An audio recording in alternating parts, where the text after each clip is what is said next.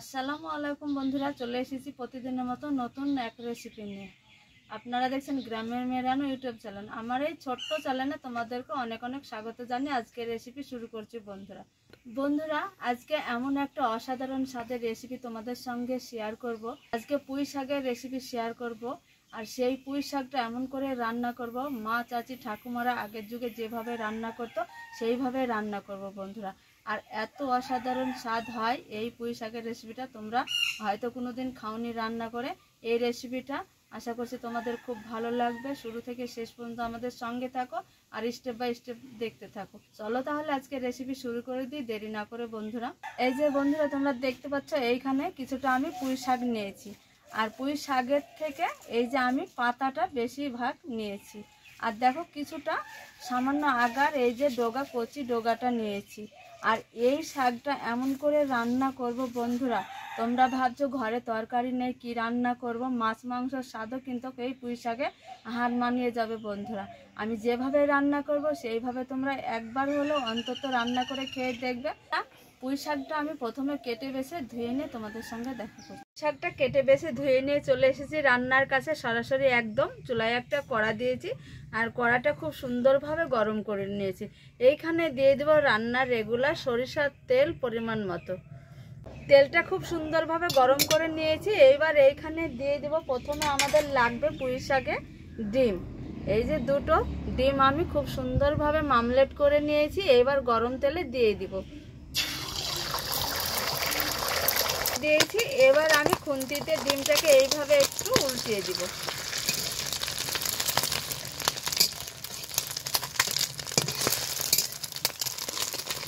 ডিমটাকে আমি খুব সুন্দরভাবে ভেজে নিয়েছি। এবার আমি খুন্তি দিয়ে ছোট ছোট পিস করে কেটে নেব। এখানে আমি দুটো ডিম ব্যবহার করছি, তোমরা চাইলে দুটোও পারো, একটা দিলেও হবে। এবার তুলে নিব। ডিমটা পরে লাগবে আমার। দিব সরিষার তেল, তেলে দিয়ে দিব সামান্য একটু কুচানো পেঁয়াজ, একটু কাঁচা মরিচ। এবার হালকা করে একটু ভেজে নিব। হালকা করে একটু ভেজে নিতে হবে। ভেজে নিয়েছি। এইখানে দিয়ে দেব ধুয়ে রাখা মসুর ডাল, দেব একটু হলুদ, দিয়ে দেব জল। তো বন্ধুরা দেখো মসুর ডালটা একটু সেদ্ধ হয়েছে। এই অবস্থায় দিয়ে দিব এইখানে যে পুঁই শাকটা কেটে রেখেছি, একদম পালং শাক যেভাবে কেটে নিতে হয় সে কেটে নিয়েছি পুঁই শাক। আর পুঁই শাকের পাতাটা নরম অংশটা দিতে হয়। এইভাবে রান্না করলে সবাই খেয়ে নেবে। আর পুঁই শাক যারা পছন্দ করে না তারাও একবার খেলে বারবার খেতে চাইবে বন্ধুরা। মসুর ডালে পুঁই শাকে একটু এইভাবে খুন্তি দিয়ে মিশিয়ে ঢাকা দিয়ে দিব। এইবার ঢাকা দিয়ে দিব সেদ্ধর জন্য।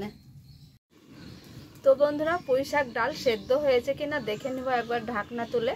আর অল্প সময়ের মধ্যেই সেদ্ধ হয়ে যায়, 4 থেকে 5 মিনিটের মধ্যেই পুঁই শাক সেদ্ধ হয়ে যায়। তো দেখো খুব সুন্দরভাবে সেদ্ধ হয়েছে। এই অবস্থায় একটু নাড়াচাড়া করে আমি ঢেলে নেব করে নিয়েছি। এইখানে দিয়ে দেবো জিরে ফোড়ন। এইবার দিয়ে দেবো একটা শুকনো লঙ্কা ভেঙে দিয়ে দিব। এইখানে দিয়ে দেবো থেতো করে রাখা রসুন, দিয়ে দিব কাঁচা লঙ্কা, দিব কুচানো পেঁয়াজ।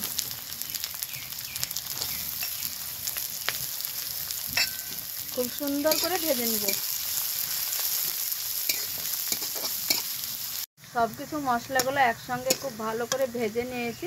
আর এটা খুব লাল করে ভেজে নিতে হয়। এইখানে বাটা মশলা কোনো জিরে গুঁড়ো আমি এখানে ব্যবহার করব না, যেহেতু পুঁই শাক। এবার আমি পুঁই শাকটা তেলে দিয়ে দিব।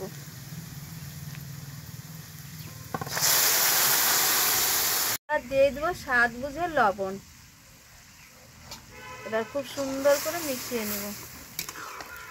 দেখো বন্ধুরা কতটা লোভনীয় তরকারি। পুঁই শাক যারা হয়তো পছন্দ করে না, এইভাবে রেসিপিটা ফলো করে তোমরা রান্না করে তাদের খাওয়াবে, তারা খুব প্রশংসা করবে।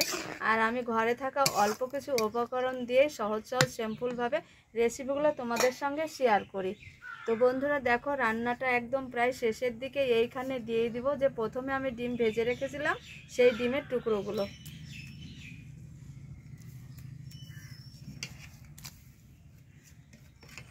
দেখো ডিম দেওয়ার কারণে এই তরকারিটা আরও টেস্টি হয়ে যাবে, এই যে আরও লোভনীয় হয়ে যাবে। বাচ্চারা সবাই প্রশংসা করবে, খেয়ে চেটে পুটে খেয়ে নেবে। দেখো বন্ধুরা কতটা সুন্দর আর কতটা লোভনীয় তরকারি হয়েছে আজকে। দেখো এই যে এই রেসিপিটা অন্তত একবার হলে তোমরা রান্না করবে।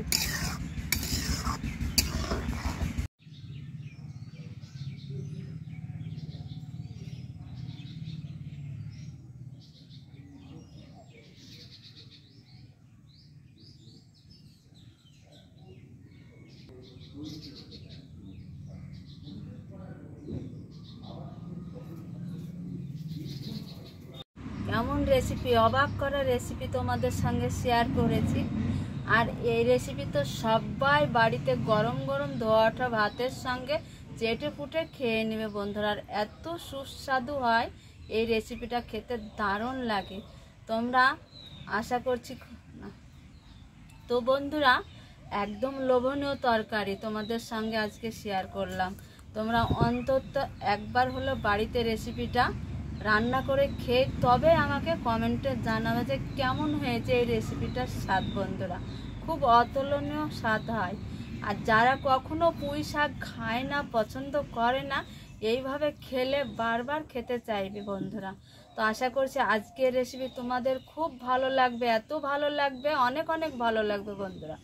ভালো লাগলে লাইক কমেন্ট শেয়ার করবে আর চ্যানেলটা অবশ্যই সাবস্ক্রাইব করবে।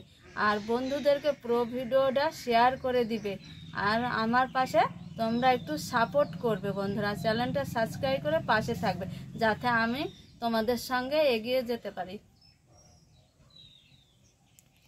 লাগু আমরা কথা বলতে হবে, তুলে একসঙ্গে একটু কাছে দিন। তো দেখো কতটা স্বাদের তরকারিটা বানিয়েছি। মা চাচি ঠাকুমারা আগে যেভাবে রান্না করতো সেইভাবে আমি রান্না করে তোমাদের সঙ্গে শেয়ার করেছি।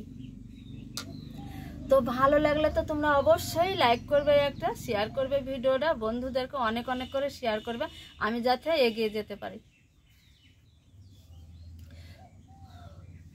তো বন্ধুরা আজকের ভিডিও এই পর্যন্ত, এইখানে শেষ করছি। তোমরা যে যেখানে থাকো ভালো থাকো, সুস্থ থাকো, আর আমার ভিডিওটা সকলকে শেয়ার করো বন্ধুরা। তাহলে তোমাদের সঙ্গে পরবর্তী ভিডিও নিয়ে দেখা হচ্ছে অতি শীঘ্র। আজকে এই পর্যন্ত, এইখানে শেষ করছি। তোমাদের টাটা।